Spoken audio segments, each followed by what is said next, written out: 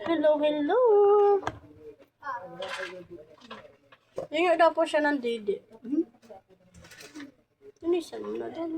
Alawa mo na siya ng didi. Ano ba? Tingin na ako ng Sige na po, ate. Didi na po, ate. Hello, hello guys. Ayan guys, maglilinis pa ako ng isda na tamban ba tawag dito guys? Ito ba yung tamban? Tinatawag nila ang tamban. Yan. So guys, ayan, kinakaliskisan ko po siya, no? Tawag dito kaliskis, no? Ayan, ganyan, kinakaliskis ko. Kinakaliskis ko, ganun.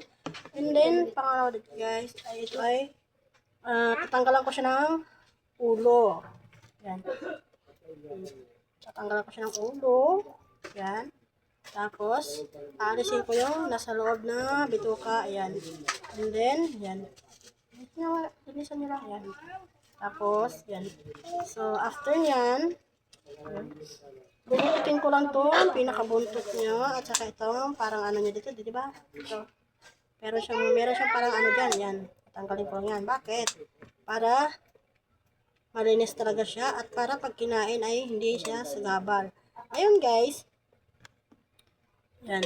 Lutuin ko siya sa pressure cooker. Kasi dito ko siya lutuin.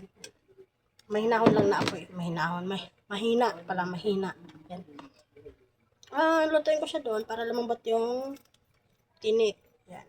Para hindi naman tayo, or ako, para hindi naman ako mangamba kung baka mamaya habang kumakain sila, ganun, hindi natin maiwasan, baka matinik. So, doon ko siya lulutuin para lumambot na gusto yung tinik. So, magiging ano siya guys. So, kasi ngayon ay linggo. Linggo ngayon, di ba? Sunday. Bukas ay Monday. So, itong isda na to guys, lutuin ko ngayong gabi. Tapos, bukas ng umaga, iinitin. At ito na rin po ang baon ng aking mga estudyante. Yan. Ilan ba estudyante ko? 3. Yan. Yes. Saan bigyan nito? Ligpit mo yan, bebe ko. Sino nga po? Ano yan? Si Mama Bebe. Yes. Yan. Sira. Ito, yan. Yan na siya, di ba? Tinanggalan ko na siya. Kanta ay! Sa mga wala pong pressure cooker dyan, pwede naman po kaldero gamitin nyo, eh, no? Mahina lang talaga apoy. So, siguro pag kaldero, halos mga 1 hour. Pag dito kasi sa pressure cooker, mas madali. So, more than 50. Kasi ito, madali lang yung buhay niya, eh. So, mga 45 minutes siguro, or 1 hour, pwede na. O 30 minutes. Depende sa lakas ng apoy. Pero ako sa mahina lang. Ano gusto Yan. mo? Baon nila to. Atapin. Yan. Baon nila sa umaga. Ulam namin sa gabi. Pag may matira pa, ulam pa sa tanghali o sa gabi. Or pwede naman pagkakinabukasan. Basta ang mangyayari, initin lamang siya sa gabi or sa umaga para hindi siya basta maanis o masira. Ngayon, dahil nga sa mahal ang bilihin guys, ito na yung binili ko. Biruin nyo, maniwala kasi hindi. Ito oh, yan. Kita nyo to? Ang laki nito. Pero halos mapuno yung isang ganito. Halos mapuno siya, di ba? Halagang 50 pesos lang. Yan. 50 pesos. 50 pesos lang to ha. Pero ang dami niya. So ulam na namin ngayon, ulam na namin bukas, ulam pa ng tanghalian hapunan. So yan. Hindi naman siya nakakasawa guys kasi basta huwag nyo lang siya alatan, huwag nyo siya ano yun. Yung tamang timpla lang. Ang sarap. Yan. Sa mga magulang na kapwa ko magulang na hirap magpakain ng isda sa mga anak nila at dahil na lagi nandoon yung pangangamba ng isang magulang na baka matinik or mabulunan ng tinik yung kanilang mga anak. So para hindi sila matinik guys, ganito lang yung gawin nyo.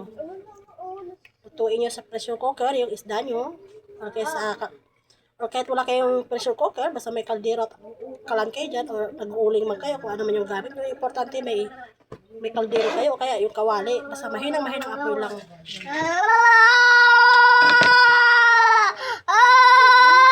Isusuko lang po sa inyo yung aking anak na makulit. O, diba? Yung pang body massage. Yan.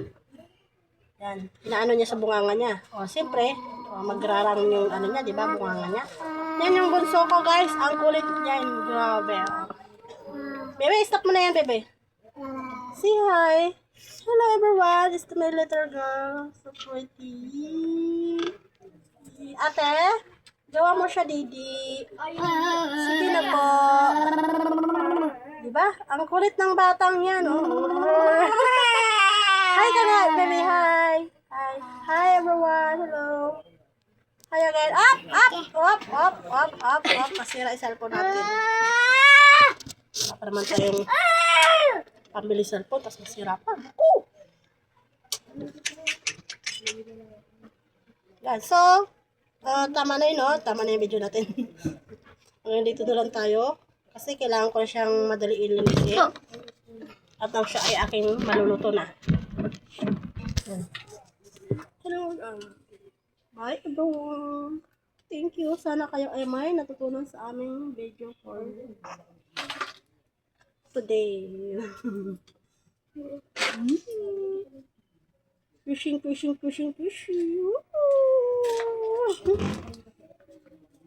Ulit talaga ng baby ko.